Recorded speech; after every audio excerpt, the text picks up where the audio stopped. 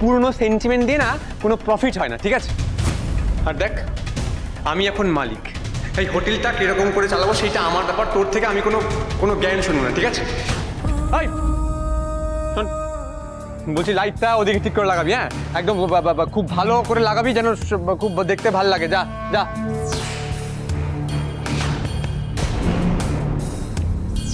যে হরগৌরী পাইস হোটেলে বার খুলছি, ও আর মেজ বৌদি রেড়ে করে উঠবে, আমি শিওর।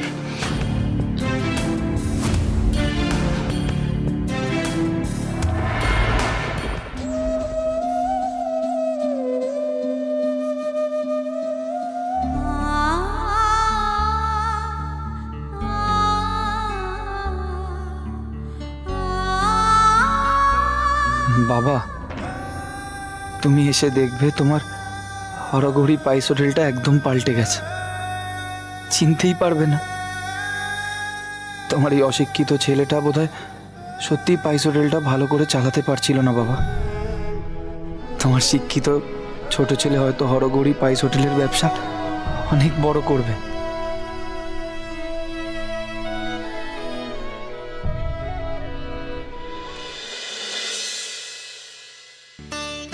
পিকু, একদম ঘুমিয়ে পড়বি কিন্তু, অনেক রাত হয়ে গেছে, আমি একটু পরেই আসছি।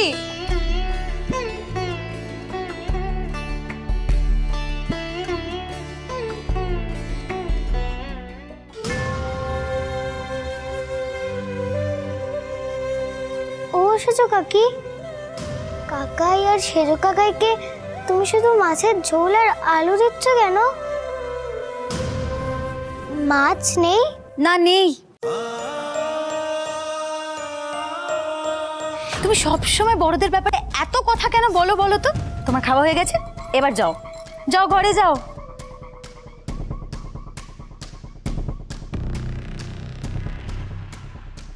আর আমি তো জানি না ঠাকুরপো যে তুমি দিবাকরকে বাজার করতে ক টাকা দিয়েছিলে। দিবাকর তো একদম গুনাগুনতি মাছ এনেছে। কিন্তু আমরা তো দিনের বেলাও খেতে আসিনি বৌমনি। তাতে কি হয়েছে মেজবু? তোমরা ছাড়া বাড়ির বাকি লোকগুলো তো খেয়েছে, আর তোমরা তো মাত্র দুজন খাওনি।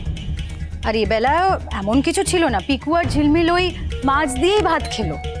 না, আসলে বড় বৌদি তো দুবেলায় দুটো করে মাছ খেয়েছে। শিউলি, তুই দয়া করে আমার পিকুর খাবারে নজর দিস না। না না বড় বৌদি, নজর কেন দেবো? মানে ওই দুটো মাছ আমি মেজ বৌদি আর মেজদার জন্য তুলে রেখেছিলাম, তো তাই। ঝিলমিলও তো বড় মাছের টুকরোটাই খেলো, কই সেটা তো তুই বললি না। সেটা থেকেও তো আধখানা করে তুই ঠাকুরপো আর মেজ বউয়ের জন্য রেখে দিতে পারতিস, তাই না? সবাই শুধু আমার পিকুটারই দোষ দেখে। তুই আমাকে আগে বলতে পারতিস যে মাছ কম পড়ছে, তাহলে আমি না খেয়ে ঠাকুরপো আর মেজ বউয়ের জন্য তুলে রাখতাম। আরে বৌমনি, পিকু দুটো মাছ খেয়েছে, এটা কোনো বড় ব্যাপার নয়। শিউলি, তুমি আমাকে ঝোল দাও, আমি ঝোল দিয়ে ভাত খেয়ে নেব।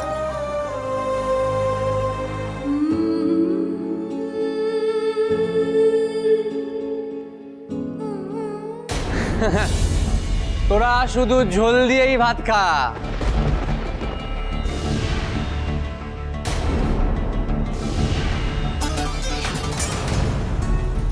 এইসব খাবার আমার না পোষাবে না, ঠিক আছে?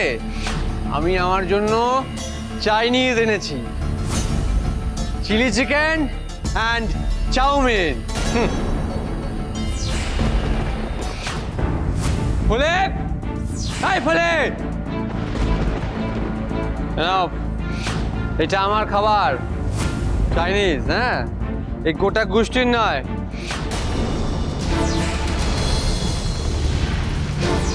এটা প্লেটে ভালো করে সাজিয়ে আমার ঘরে নিয়ে আসো, ঠিক আছে?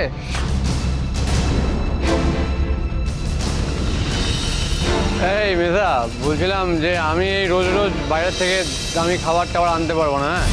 আমার কস্টিংয়ে পোষাবে না। আর কাল থেকে একে বেশি করে টাকা দিয়ে দিবি আর বলবি বেশ ভালো বড় মাছ আনছি। আর বলে দিস যেন আমার কাছে এসে ভিখিরির মতন হাত না পাতে।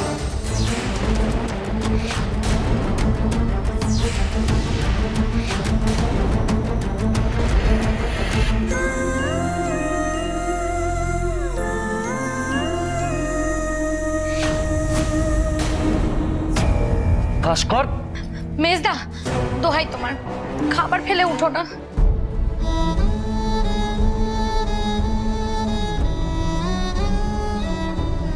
শোন, এতকাল পাইস হোটেলের রোজগার থেকেই আমি সংসার চালিয়েছি, আর পাইস হোটেল তো এখন আমার কাছে নেই। ভাগ্যিস তোর হাতে নেই, তোর হাতে পড়ে তো হোটেলটা একেবারে বেহাত হয়ে যাচ্ছিল। এই যে আমি, এই বান্দা ভাস্কর ঘোষ, এই ভাস্কর ঘোষ আমাদের হরগৌরী পাইস হোটেলকে বাঁচিয়েছে। কথাটা মনে রাখিস, হ্যাঁ? ঠিক বাঁচিয়েছ, তবে তোমার মেজদার পিঠে ছুরি নেই।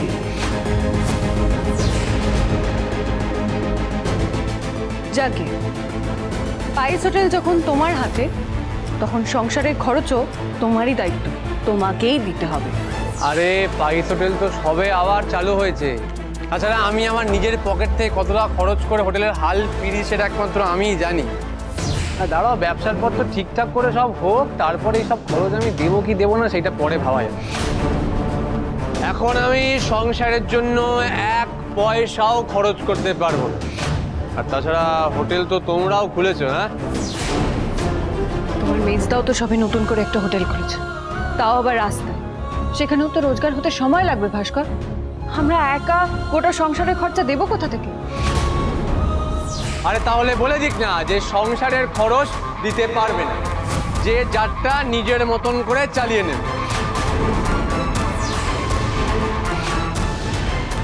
সব হিস হিস হুজ হুজ হয়ে যাক, যার যেরকম গ্যাটের জোর সে সেরকম ভাবেই খাবে। আর যার মাছ খাওয়ার মুরুদ নেই সে মাছ খাবে না। সংসার ভাগ হয়ে যা, সবাই একদম আলাদা আলাদা করে রান্না করবে কাল থেকে, হ্যাঁ?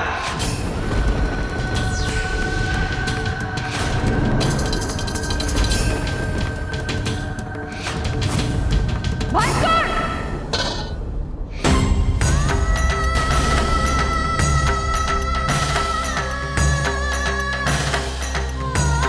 কি বলছো কি তুমি? ভাস্কর এসব কি বলছে? কথাটা বলতে তোমার মুখে বাঁধলো না? একবারও তুমি আঙ্কেল আন্টির কথা ভাবলে না? এই সংসার কোনোদিনও ভাগ হবে না, আমি হতে দেব না। সে তোমাদের ইচ্ছে। কতগুলো আশ্রিত লোককে, কতগুলো রাস্তার থেকে তুলে আনা লোকের যদি খরচ তোমরা চালাতে চাও তাহলে চালাবে, গান্ডে পিন্ডে খাওয়ানোর হলে খাওয়াবে, কিন্তু তাদের খরচের যোগান আমি দিতে পারবো না। মা আরির আবদার সব দিতে হবে না, তোকে এক পয়সাও দিতে হবে না। আমি তোকে কোনোদিন বলিনি আর কোনোদিন বলবোও না। বলবি কেন রে? তোর কি টাকার অভাব নাকি? এতকাল তো আমাদের পাইস হোটেলে একাই রাজত্ব করেছিস।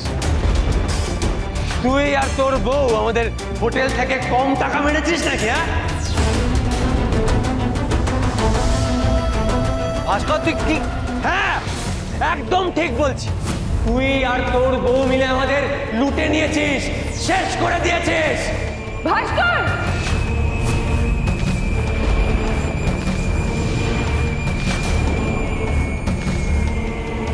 মুখ সামলে কথা বলো। তুমি কিন্তু সহ্যের সব সীমা পার করে ফেলছো। কালকের মাঠটা ভুলে গেলে নাকি? এই, আমাকে একদম থ্রেট দেবে না। কি হয়েছে?